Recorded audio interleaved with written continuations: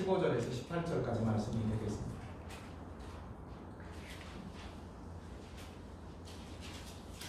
제가 갖고 있는 성경으로 구약성경 402쪽에 있는 룻기 1장 15절에서 18절까지 말씀이 되겠습니다.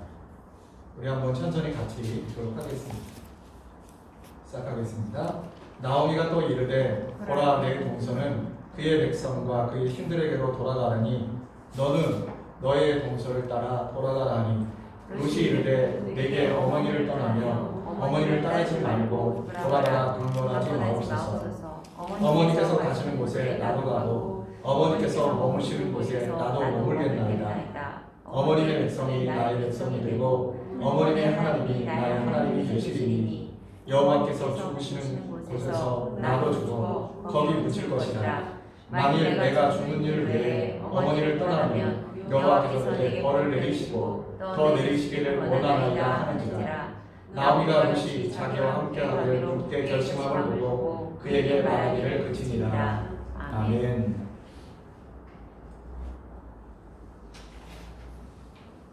이스라엘 역사상 가장 어두웠던 시기를 이야기하는 바로 사사시대를 꼽을 수가 있습니다. 사사시대를 요약하게 되면 사사시대의 맨 마지막 사사기 맨 마지막 장 마지막 절인 21장 25절을 보면 이렇게 말합니다. 그때 이스라엘에 왕이 없으므로 사람들이 자기의 소견에 오르는 대로 행하였다. 한마디로 말하면 사사시대의 특징은 뭐냐면 각자 사람들이 자기 마음대로 살았다라고 하는 거예요. 분명히 하나님께서 그들에게 이렇게 살아가라 라고 얘기하면서 언약을 주시고 말씀하셨습니다. 우리가 오전에 살펴본 것들처럼 모세도 2번에 걸쳐서 언약을 맺었고 여호수아도 2번에 걸쳐서 언약을 맺었습니다. 근데 그때뿐입니다. 지도자가 있을 때는 그래도 하나님을 섬기다가 지도자가 세상을 떠나게 되면 다시 영적인 타락을 하게 되고 우상을 섬기고, 근데 이런 일들이 반복하는 영적인 어둠의 시기인데 바로 그런 어둠 속에서 마치 그 밤에 피어나는 히아신스처럼 아름다운 사랑의 이야기가 있습니다. 바로 그것이 룻기입니다. 여러분 신구약성경 66권 가운데 여인이 주인공인 책은 2권입니다. 바로 룻기와 에스더서죠. 이 룻기의 말씀들을 보면 원래 이방인이었던 한 여인이 이제 하나님의 은혜를 따라서 말씀에 의지해서 살아갈 때 어떻게 하나님의 은혜가 그녀를 통해 나타나는가라고 하는 것을 살펴볼 수 있는 이야기라고 우리가 정의할 수가 있습니다. 사실 룻기를 읽으면서 페미니즘적인 관점에서 보게 되어지면 룻기라고 하는 룻기의 룻은 주체적인 여인이라고 하기가 참 어렵습니다. 상황과 형편에 따라서 끌려가는 사람으로 평가할 수가 있습니다. 그렇지만 성경이 이야기하려고 하는 것이 뭐냐면 인간의 주체성, 주도성을 가지고 우리가 인생을 살아가는 것이 아니라고 하는 것을 성경은 분명히 말하고 있고, 우리 인간에게 있어서 가장 중요한 것은 뭐냐면 하나님의 이끄심, 다르게 말하면 하나님의 은혜로 살아간다라고 하는 것을 우리에게 보여주고 있는데 룻기는 바로 그런 책이라고 말씀드릴 수가 있습니다. 자, 구약 성경에서 하나님의 끊임없는 사랑을 이야기하는 단어가 나옵니다. 히브리 단어인데 헤세드라고 하는 단어입니다. 그래서 이 헤세드라고 하는 단어는 인애, 사랑, 이런 여러 가지 말로 표현되어지는데 룻기서에 보면은 3번에 걸쳐서 이 헤세드라고 하는 말이 사용되고 있습니다. 우리가 한번 찾아보도록 하겠는데요. 룻기 1장 8절을 먼저 보시기 바랍니다.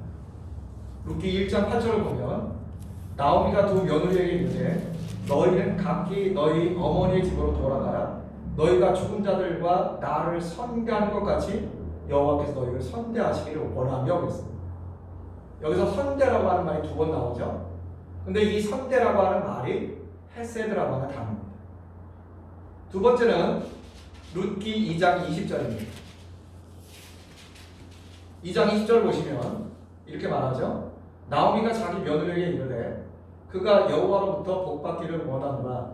그가 살아있는 자와 죽은 자에게 은혜 베풀기를 그치지 아니하도다 하고, 나오미가 또 그에게 이르되 그 사람은 우리와 가까우니 우리 기업을 물을 자 중 하나이니라 하니라 그랬습니다. 여기서 은혜라고 하는 말이 사용되어졌죠. 이것도 헤세드입니다. 또 한 군데가 나오는데 룻기 3장 10절입니다. 그가 이르되 내 딸아 여호와께서 내게 복을 주시기를 원하노라. 내가 가난하건 부하건 젊은 자를 따르지 아니하였으니 내가 베푼 인애가 처음보다 나중이 더하노라. 여기서는 어떤 단어일까요? 인애라고 하는 단어. 그러니까 이 룻기서에서 우리 한글말로 번역된 말들은 세 가지의 단어, 선대, 은혜, 인애라고 하는 말로 번역이 됐지만 사실은 그것이 바로 이 헤세드라고 하는 거예요. 그런데 참 재밌는 것은 뭐냐면 룻기서에서 보게 되어지면 하나님이 어떻게 우리 인생들을 돌보시는가라고 하는 것들을 보여주고 있는 이야기이기도 합니다. 원래 헤세드가 아까 뭐라고 말씀드렸죠? 우리를 향한 하나님의 무한하신 사랑이라고 했죠.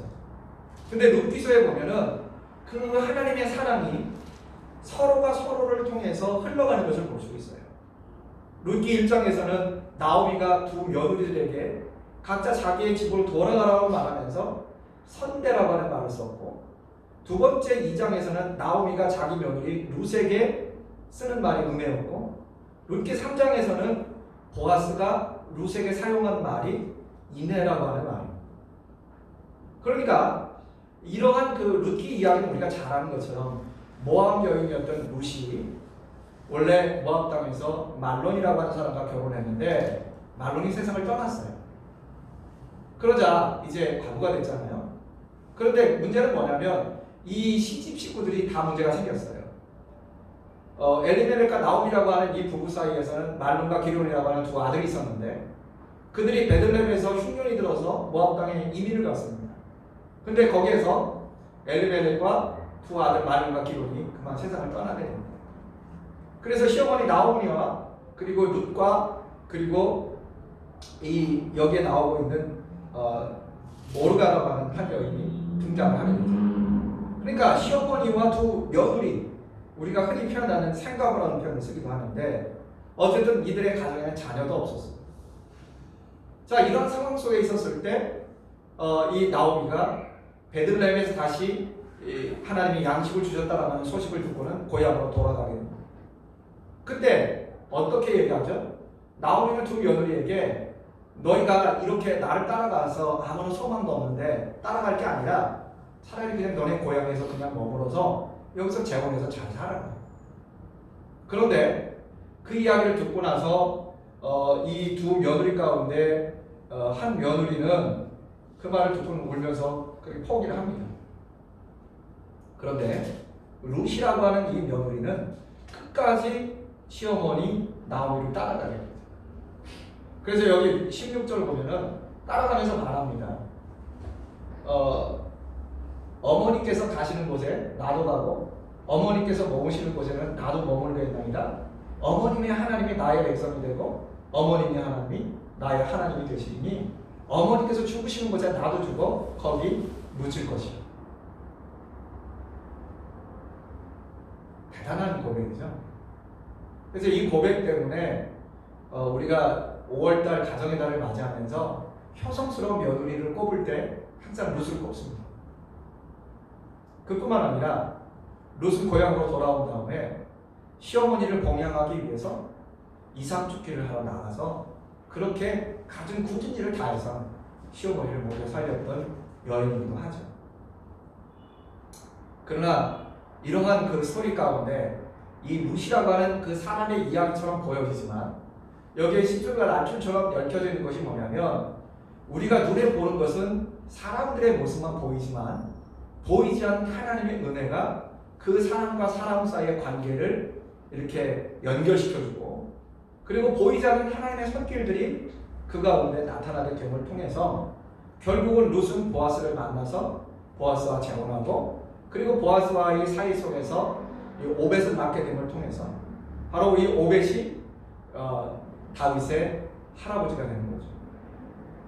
그래서 바로 이 룻은 예수님의 족보에 드는 5명의 여인 가운데 하나가 되는 놀라운 여인이 될 수 있었다라고 하는 것입니다. 사실 여러분 룻기를 읽어보시면 룻에 대해서 이야기할 때 처음에 얘기한 것들처럼 주체적으로 표현되지 않아요. 모압 여인, 모압에서 돌아온 모압 소녀 이런 말들이 붙는데요. 모압이라고 하는 말은 당시에 셀이나 기생과 같은 수식어처럼 하나의 멍해였습니다. 저주받은 민족의 후예라고 하는 뜻이 담겨져 있는 거죠. 그런데 이런 딱지를 떼고 하나님의 은혜의 날개 가운데 들어서 인생이 역전된 은혜를 누리게 되었다라고 하는 거죠. 그래서 룻기는 한마디로 말하면 하나님의 은혜가 어떻게 우리 인생 가운데 나타나게 되는가라고 하는 것을 보여주는 이야기입니다. 그러니까 이 성경을 읽을 때 우리는 어떤 식으로 성경을 읽어야 될까요? 이미 내가 갖고 있는 기존의 프레임, 그 틀을 갖고 성경을 보게 되면 이해되지 않는 부분이 참 많습니다. 그래서 제일 먼저 성경을 읽을 때 우리가 이해해야 될 것은 성경이 우리에게 이야기하려고 하는 것이 무엇인가라고 하는 것을 우리가 깨닫고 우리의 삶에서 말씀들을 적용해 갈 필요가 있다는 것이죠. 여러분 오늘 말씀에서 중요한 것이 바로 은혜라고 하는 단어, 그 다음에 또 하나 우리가 살펴볼 것은 바로 믿음이라고 하는 단어입니다. 여기 룻이 오늘 말씀에 보면 저더러 어머니 떠나지 말라고 하세요. 어머니의 민족이 제 민족이 되고 어머니는 하나님이 제 하나님이 되겠습니다 라고 고백하는 얘기는 룻이 선민 이스라엘의 일원이 되겠다라고 하는 얘기예요. 이거는 어떻게 결단할까요? 하나님이 어떤 분인가라고 하는 것을 아마 나오미를 통해서 어렴풋이 알고 있지 않았을까라고 생각해요. 여러분 구약시대는요, 오늘 우리가 살아가는 시대처럼 모든 게 명확하지 않아요. 오늘 우리는 하나님의 말씀이 성경이 있기 때문에 성경을 통해서 모든 기준을 잡을 수 있어요. 우리가 방송에서 뭐 이상한 교회 이야기를 듣거나 이단에 대한 얘기를 들으면 우리는 당연히 하나님 말씀에 비춰서 아 저거 잘못됐구나라고 하는 것을 알 수가 있어요. 근데 구약시대는 오늘 우리와는 다릅니다. 왜냐하면 구약시대는 분명히 율법이 있지만 율법이 기록되어 있었다기보다는 구전으로 정해졌다고 보고 있어요. 그래서 이 구약에 있는 율법이 직도에 성공되어진 것은 대체적으로 학자들이 추산에 따르게 되면 포로기 이후라고 봅니다. 에스라 시대 정도는. 그럼 여러분 생각해 보세요. 사사 시대는 가장 영적으로 혼란한 시기였다는 거 아니에요. 그리고 이 엘리멜렉의 가정이 베들레헴을 떠나서 모압으로 갔다라고 하는 얘기를 보면 이 모압 엘리멜렉의 가정이 그렇게 신앙적으로 돈독한 가정이라고 보기가 어렵습니다. 또 더군다나 이 나옴이라고 하는 여인의 처신을 보면은 사실은 그렇게 믿음이 있다라고 보기도 어려워요. 왜냐하면 나오미가 돌아왔을 때 나오미의 행동, 그러니까 이게 우리 관습으로 봤을 때도 이해가 되지 않는 부분들이 있죠. 예를 들어서 3장에 보게 되어지면 룻기서에서 가장 우리가 이해하기 어려운 것 중에 하나가 뭐냐면 외간 남자의 침대로 며느리를 들여보내는 장면입니다. 윤리적으로 보면 이게 잘 안 맞아요. 더군다나 학자들에 따르면 만약에 룻이 모압 여인이 아니라 이스라엘 여인이었다면 과연 그렇게 할 것입니다. 모압 여인이기 때문에 그랬다라고 하는 주장도 있어요. 저는 그것보다는 어쨌든 이 시어머니 나오미의 입장에서 봤을 때는 대를 이어야 된다라고 하는 강력한 욕구가 있었다라고 합니다. 그리고 어떻게 보면 희미하지만은 믿음의 그림자들이 있었고 그 희미한 믿음의 그림자가 결국은 인생을 바꾸는 계기가 된 거죠. 우리가 지난번에 살펴봤던 라합의 경우를 봐도 라합은 풍문으로 들려온 소식을 듣고 그리고 이스라엘의 하나님 여호와가 참신이라고 하는 걸 믿고 자기 민족과 그 자기 고향을 버리죠. 대단한 결단입니다. 라합과 룻은 조금 다른 입장인데요. 라합의 그 후손이었던 이 보아스와 어떻게 보면 라합의 그 아들이 보아스였다고 볼 수 있는데 시대적으로 보면 조금 더 시대가 길은데 그러면은 아마 만약에 라합의 아들이 보아스였다라고 한다면 시대적으로 사사기 시대의 앞부분쯤 되겠죠. 왜냐하면 여리고성 정복 전쟁과 라합이 결혼한 이야기, 그 다음에 아들을 낳은 이야기까지 좀 시대적으로 좀 있으니까요. 어쨌든 사사 시대를 한 350년 정도로 본다면 그 앞부분쯤 있지 않은 거예요. 영적으로 혼란한 시기. 그런데 희미하지만 바로 이 루시라고 하는 여인이 믿음을 붙잡았다라고 합니다. 그 희미하지만 믿음, 그것을 하나님께서는 뒤에 모시고 우리의 인생을 바꾸시는 거죠. 여러분 서커스나 이런 데 가보면 그 불타는 링이 있죠. 불타는 링 사이를 호랑이나 사자가 통과하는 장면이 나옵니다. 학자들에 따르면요, 이 털이 많은 동물의 본성은 불을 싫어한다고 해요. 그래서 털에 불이 나면 그대로 타 죽기 때문에 본능적으로 이 불이 타는 링 안으로 이렇게 뛰어든다라고 하는 얘기는 이건 불가능한 거예요. 근데 거듭되는 훈련을 통해서 그렇게 하는데, 조련사가 아무리 훈련을 시켜도 동물이 불을 향해 돌진하지 않는데, 돌진할 수 있는 이유는 뭐냐면 자기 주인에 대한 믿음이라는 거예요. 그래서 동물은 불을 향해 뛰기 전에 먼저 자기 주인의 눈을 바라본다는 거예요. 그리고 믿고 뛴다는 거예요. 이게 믿음의 힘이에요. 루시에 여러 가지 난관이 있고 어려움이 있음에도 불구하고 위기를 극복할 수 있었던 것은 뭐냐면 시어머니 나오미를 통해서 믿게 되었던 희미한 믿음, 이것이 바로 그 인생을 바꾸는 계기가 되었다라고 하는 거죠. 그리고 세 번째 단어는 뭐냐면 하나님께서 관계, 가족이라고 하는 거죠. 여기 우리가 이제 세 가지 단어를 이야기했죠. 처음에 은혜를 얘기했고, 두 번째 믿음을 얘기했고, 세 번째는 가족인데요. 이스라엘은 특별한 그 하나의 그 제도가 있습니다. 고엘이라고 하는 기업을 누른다라고 하는 제도예요. 고엘의 이야기가 레위기에 기록되어 있지만 고엘은 어떤 거냐면요, 가령 예를 들어서 어떤 사람이 억울하게 죽었어요. 그럼 그 원수를 갚아줘야 될 의무가 누구에게 있느냐? 가족들에게 있어요. 또 그 사람이 종으로 팔려가면 그를 대신 돈을 주고 지불해서 사올 그러한 책임이 있는 거고요. 또는 누군가가 재산을 그러니까 땅을 팔았으면 나중에 그 땅을 대신 사줘야 될 의무가 있는 거예요. 그리고 그 고엘의 제도 가운데 하나가 뭐가 있냐면, 예를 들어서 형이 자식이 없이 죽으면 동생이 형수와 결혼해서 아이를 낳으면 그걸 형수 취소제라고 부르기도 하는데, 이게 오늘 우리의 윤리적 관점으로는 이해가 안 가지만 이게 뭐냐면 가족을 중시하는, 그 사이에서 낳은 아이는 자기 아이가 아니라 형의 아이가 됩니다. 이게 바로 다 통칭해서 고엘이라고 하는 제도인데, 이 고엘이라고 하는 제도가 가장 극명하게 드러난 이야기가 룻기예요. 사실은 나오미가 두 며느리를 돌아가라고 한 이유가 뭐냐면 사실은 소망이 없다는 거죠. 당시에는 자식을 낳아야지 자식을 통해서 봉양을 받아요. 근데 자식이 없다라고 한다면 노년이 행복하지 못하는 거죠. 근데 문제는 이 말론과 기론이 죽게 되면서 나오미는 나이가 많아서 다시 재혼해서 아이를 낳을 수도 없고, 만약에 그 아이를 낳아주면 그 아이가 커서 룻이나 오르바랑 결혼해서 다시 대를 잇는 아를 낳는다, 이건 요원한 얘기죠. 그래서 돌아가는 거죠.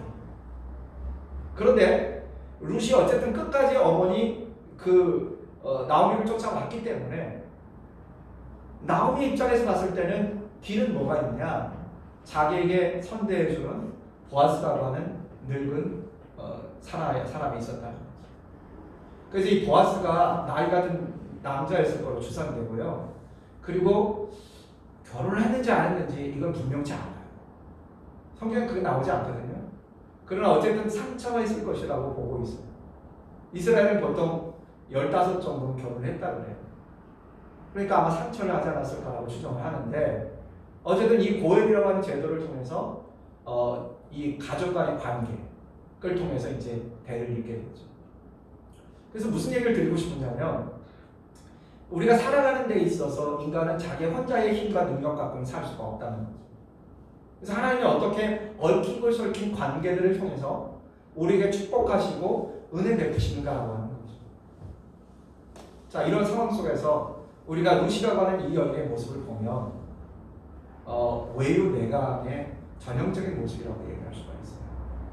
겉으로 봤을 때는 부드러운 어린 소녀의 이미지지만, 그러나 생계를 위해서, 그리고 자기의 어떤 목적과 추구한 바를 위해서는 온갖 어려움과 고난을 무릅쓰고 그리고 목적을 성취해갑니다.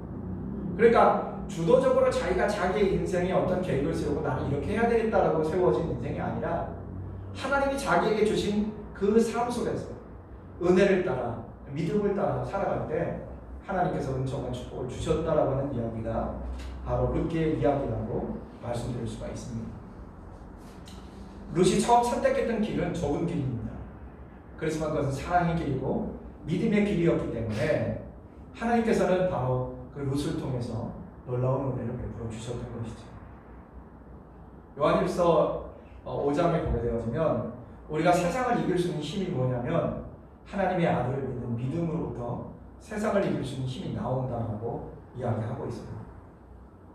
허든 테일러는 하나님께서는 자기에게 선택권을 미안한 사람들에게 최고의 것을 예비해놓고 계신다라고 말씀하시는데 오늘 우리도 마찬가지입니다. 룻과 같이 우리가 풍파를 만나고 어려움을 만나고 모든 소망이 끊어질 것 같은 그러한 상황 속에 놓여져 있을지라도 하나님의 은혜를 의지하고 믿음으로 나아가게 될 때 하나님께서는 룻에게 베푸셨던 그 은혜를 따라 오늘 우리에게 은혜를 베풀어 주실 것입니다. 그러므로 마땅히 해야 될 일이 있을 때 누군가를 위해서 해야 될 때 내가 해야 되겠다고 결정하는 거 쉽지 하지만 바로 그런 사람을 통해서 하나님은 희망이 되고 그루터기가 되고 믿음의 길이 되게 해주시는 줄로 믿습니다. 기도하겠습니다. 하나님 아버지, 인생의 여러 가지 선택의 길이 놓여져 있을 때 참으로 힘들고 어렵지만 믿음을 따라 결단하게 하시고 하나님 주신 약속을 따라 살아갈 때 비록 그 길이 험하고 힘들지라도 그 길의 끝에 계시는 하나님의 은총과 축복을 우리가 누리게 될 줄로 믿습니다.